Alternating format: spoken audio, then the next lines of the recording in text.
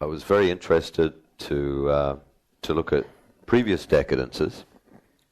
And when you do, I mean, there's some very modern writing from all previous decadences, even going back to Rome. There's some beautiful, beautiful and very modern accounts of the times around the fall of Rome, around Nero's time, in the books like Petronius Arbiter's Satyricon, which was literally discovered in slab. They've only recovered, they think, about 6 pieces of a 21-piece work, but those 6 pieces are an amazingly modern account of what was going on, and it was just sex with boys, girls, men, and women, and banquets of such an extravagant scale. Literally banquets with live animals in them, and just the most amazing parties you could imagine. And described in a very beautiful and modern voice. And because these were happening more or less before Christ, or before the Roman Catholic Church took possession of Latin and started writing religious works, then they're incredibly accessible. If you ever get a chance to read Satyricon, that's a beautiful story, and in very modern and simple language. And then I went to the 19th century, the French, who made, a lot of great art came out of that period, and it wasn't quite so complete a collapse as Rome, but it was certainly very debauched. And I'll read you from Charles Baudelaire, who, consistent with that time and with the philosophies, had just more or less invented prose poetry, which meant he could just write without thinking about rhymes and structure. And you could basically just write a very short piece on a theme and call it a poem, which he managed to do. And he said, towards the end of the 19th century, one should always be drunk. That's the great thing, the only question. Not to feel the horrible burden of time weighing on your shoulders and bowing you to the earth. You should be drunk without respite. Drunk with what? With wine, with poetry, or with virtue, as you please, but get drunk. And if sometimes you should happen to awake on the stairs of a palace, on the green grass of a ditch, in the dreary solitude of your own room, and find that your drunkenness is ebbing or has vanished, ask the wind and the wave, ask star, bird, or cloud, ask everything that flies, everything that moans, everything that flows, everything that sings, everything that speaks, ask them the time. And the wind, the wave, the star, the bird, and the clock will all reply, it is time to get drunk. If you are not to be martyred slaves of time, be perpetually drunk, with wine, with poetry, or with virtue, as you please. And that expressed, it sounds whimsical, but that expressed a guiding philosophy of the time, and it was around the time where there was very heavy experimentation with any kind of intoxicants, and they had access to opium and to morphine, and all of these people were often perpetually twisted on some or another substance, and unlike our decadence now, there was a lot of really important art came out of that, music and literature and painting. It was a very, very important period, but it was founded on the idea that essentially, what's the point? That we were out of control of societal life, and why shouldn't we escape? Why shouldn't we run away and have a drink? It's almost drinking with religious fervour, which is what's carried through characters, I think.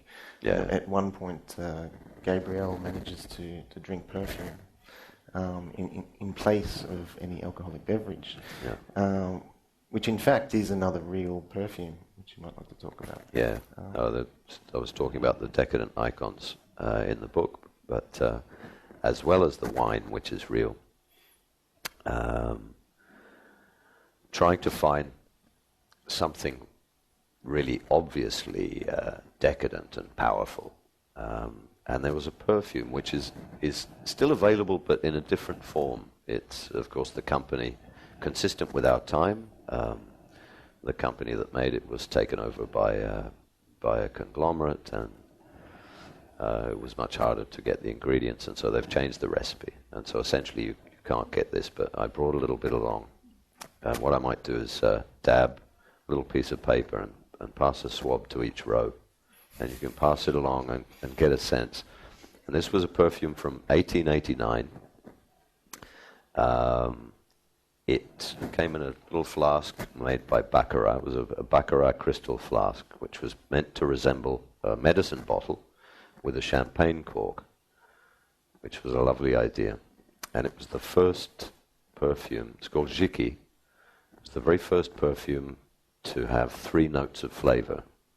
And that interested me because there's also a philosophical theme in the book about the way life tends to distill and shift through its flavors. And this was the very first one, which starts with a bright top note, starts with a very high citrus note, and across 20 minutes or so sinks down to a vanilla base.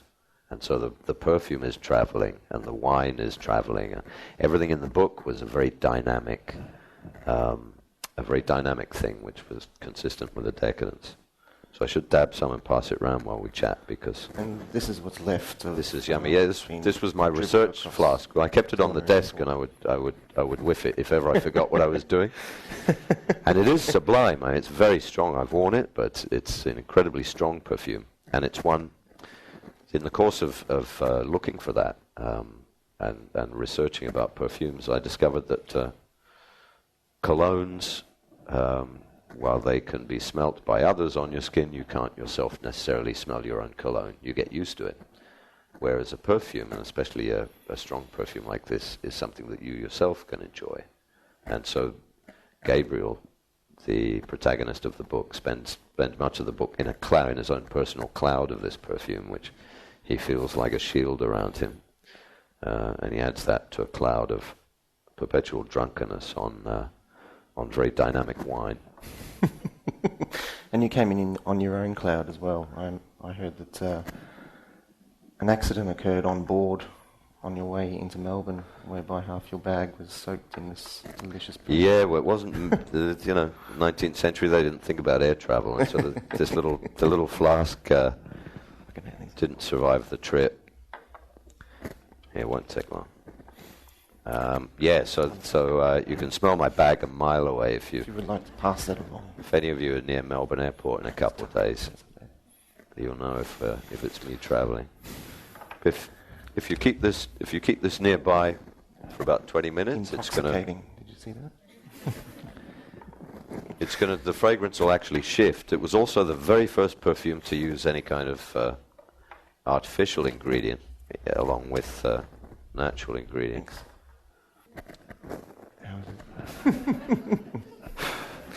My own cloud. We were going to possibly share some wine with you, but apparently we're under restrictions from Acme, so you're possibly just going to have to do with the perfume for now.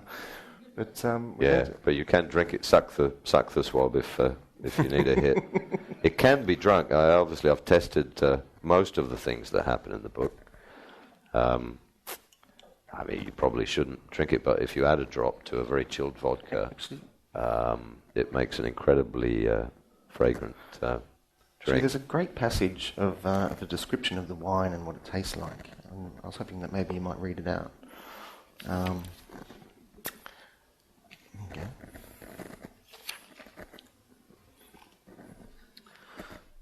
Just here. Yeah. The wine is from a winery called Marius.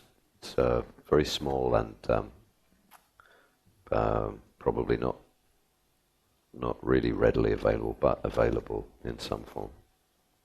With my first sip of Marius, a landscape rolls out of black chocolate trees and tobacco skies, of cherry pastures where herb stalks tick in a breeze. After a deeper draught, the panorama moves uphill. My sense of body weight and proportion subtly changes. Muscles and organs recline on quiet alert. I look up to see Smuts grinning. "Shut your eyes," he says. "Are you at the hill yet?" And there's a rising curve of warmth, a subtle lifting in all the body, which coincides with the moving taste. The hill. Yes, I say, yes. Good, he says. See how long you can stay. Take a smaller sip, then another one quickly. Feel the breeze, feel the heat unfolding, and it's all there, a landscape where I'm alone, a living map that I'm propelled across. That is only one short passage of so many beautiful, beautiful images of how great it is to get really drunk, actually. We're going to open it up to questions soon, but I was just wondering if you'd maybe talk a bit about these two characters.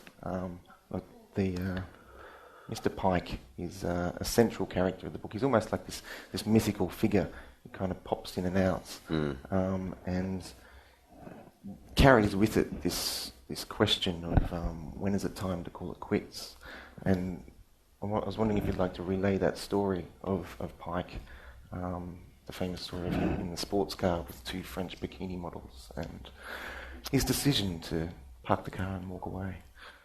There's, as I've said, there is a basis in truth to most things in the book, pretty much everything, and of course there are stories and legends told by characters in the book, which will be subject to the exaggerations and to the nature of the character telling the story. But with the character Pike, who was in his own way a very decadent character in Europe, who suddenly had a moment, seemed to have had a revelation. And the story is told in the book of him, because remember, Gabriel throughout all this isn't, he's on a self-destructive mission, but essentially he's looking for the answers to things. He's looking for a way forward in life and wondering what's going to happen next. And he's trying to find an answer. He's trying to find a way to behave and a way to be, which will carry him through modern life. And so far the only way he's found to do it is to stay drunk. But around him are all these, swirling around all these legends and ideas and actually quite some many answers. And one of them that's told to him is the legend of a man who was very active in Europe, a man called Pike, who was a connoisseur of wines, a decadent man, a man without a top or bottom limit. So a man who had tested wines literally to the very ends of their possibility, and tried all the great vintages. And at the very peak of his powers, a story is told of him being in a sports car, which is a Maserati Ghibli in the book. And this now, there is actually a true story running under here, and whether or not that's a Maserati is something we'll have to ask him. But at the very peak of his powers, and he's in a sports car on his way to Monte Carlo on a sunny day. The top is down. He's on that beautiful winding road near where Princess Grace was tragically killed. But there's a beautiful, almost a zigzag down out of the hills into Monte Carlo. It's a perfect day. He's with a bikini model. He's going to probably enjoy that bikini model that day. Not only that, but they're on the way to meet the bikini model's sister, who is even better looking and who will probably also enjoy. And there's a moment in the car, the story is told, that he takes stock of all this. The sun is out. There's a breeze. He can hear the engine roaring. He can smell the leather of the seats. He has a beautiful woman next to him. He's on his way to meet an even more beautiful woman, and everything is perfect.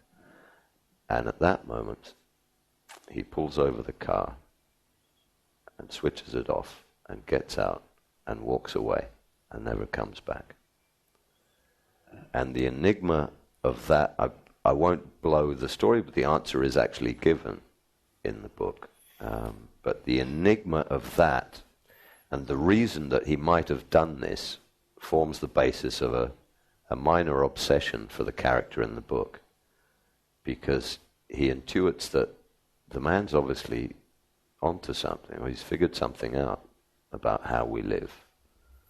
And all the time the character is looking for a way to be fulfilled, which is something we're losing now. It's very easy for the markets to step in and sell us things, and we're on a treadmill of purchasing things for fulfillment. But there's something in that little story which suggests that man Pike has discovered an answer to something, and it is actually revealed way back at the end of the book. But that's a recurring theme, and is also part of the symbolism of the different products that are in the book. The perfume, which has 3 levels, which descends and distills into something. The wine, which seems to move on the palate, which doesn't seem to be a single and identifiable force. And so it's part of the thrust of the book that all of these legends and symbols around are presenting an idea of perhaps how we could better live, and perhaps what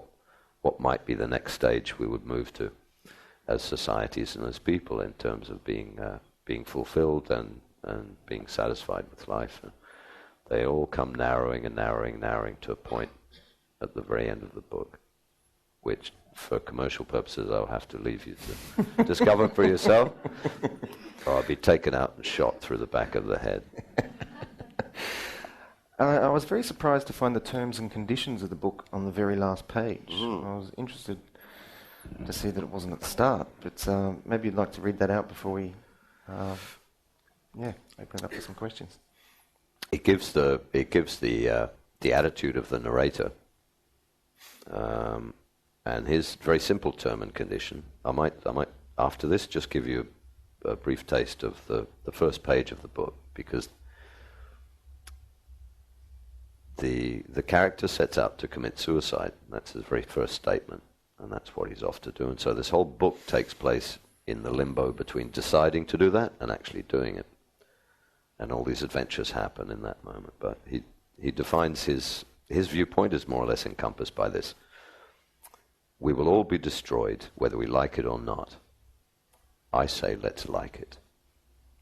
May this small book of certainties from a short life be your compass in a decadence, your mentor in times of ruin, your friend when none is near, and may its poking from your pocket be a beacon for all who share our spirit in end times.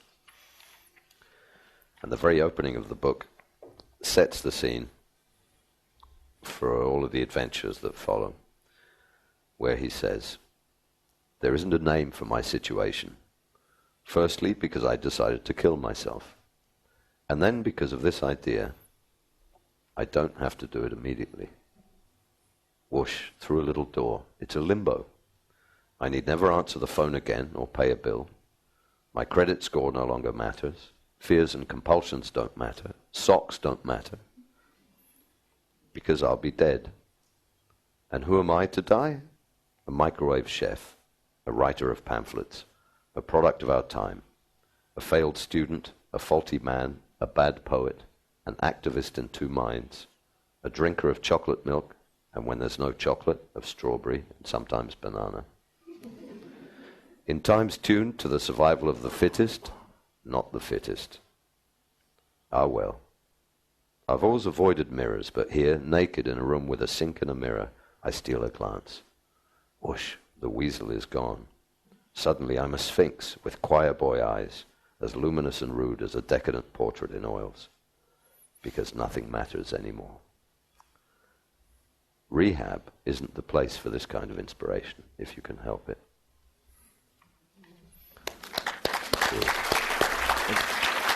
Yep, all right. We're going to open it up for a few questions. If anyone would like to ask Pierre anything, pop your hand up. We have these 2 roving mics getting around. Try and keep them fairly brief and a question rather than a statement. Anyone? You mentioned that the adventure that you went on in discovering all of these decadent incidents for the book, this long, protracted journey, if you like. Did your writing process follow a similar journey, or how did it match your discoveries and your adventures along the way? Good question. It did. It followed exactly, because I started. This was seems to have taken a long time to write this book, and actually what happened is I spent a year writing a different book altogether and was swept up by an adventure along the way and had a series of revelations and completely shifted the work and completely changed it and abandoned what I was doing and started again.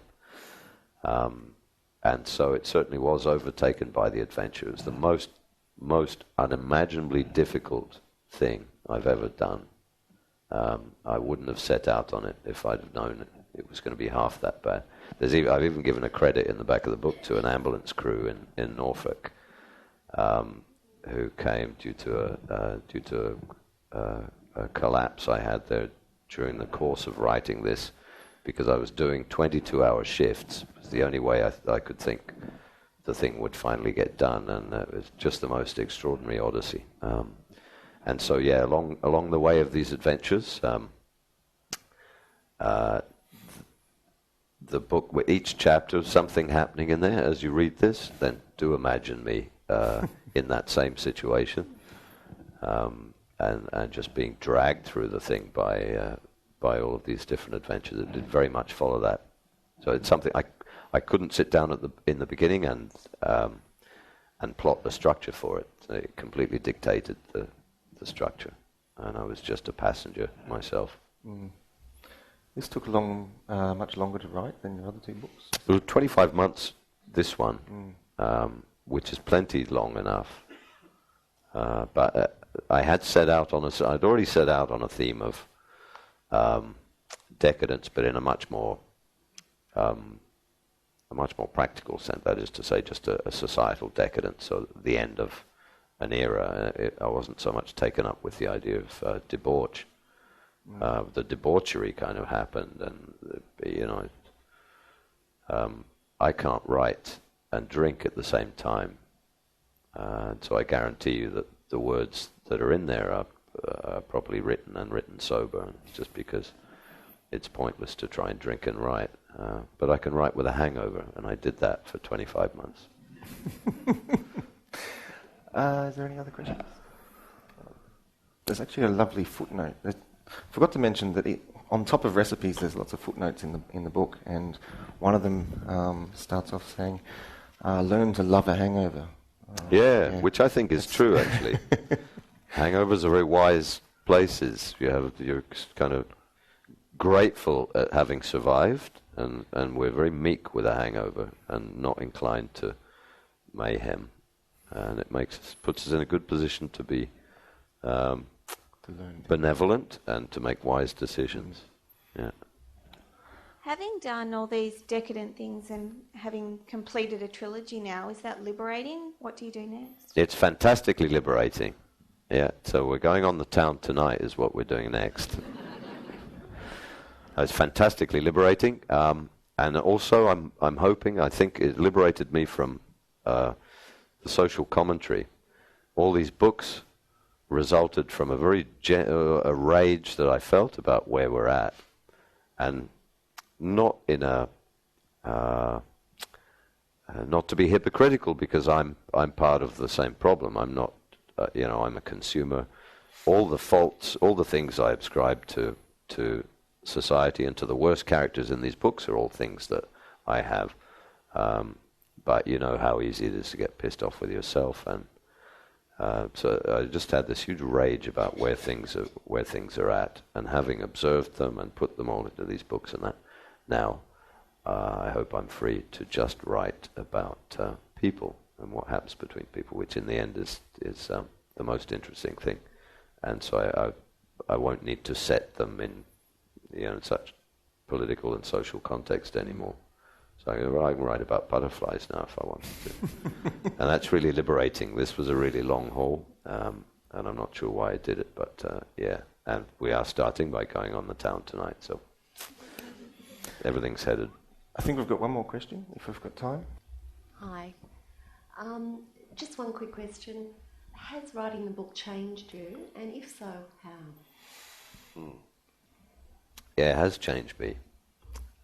This book in particular, more than all the others. It's funny, across they're a loose trilogy, but across the trilogy, more questions than answers were raised, and I'm not setting out to propose any philosophies by these. We each have to make our own judgment. But the books threw up questions about why we are a certain way, and how strange and crazy things can be. And this work, curiously, seems to get much closer to answering some of those things. It takes up some questions from the previous two books, and so there's a sense of resolution in this one, because some of the things that come up in Vernon and Ludmilla are here as well, and are answered in a way, or observed and put to bed. And in that there is a resolution happening in here, which also happened with me in a very real sense. And I got to, I had to, all the time making discoveries about myself and putting things to bed and moving forward. And this was the work that did that. So it's a little bit of a personal adventure as well. It's not written into the thing quite so much, but it's on a parallel. And that is very changing. So I imagine the book is like a borderline, or it presents a borderline between human history past and history future, which is undecided, and I feel exactly the same way myself. With this, I've been able to put to bed a lot of things, and I'm free to go out on the town tonight. Well, before we do that, that's it. Thanks very much for coming. This is remarkable. 10 o'clock. Thank you.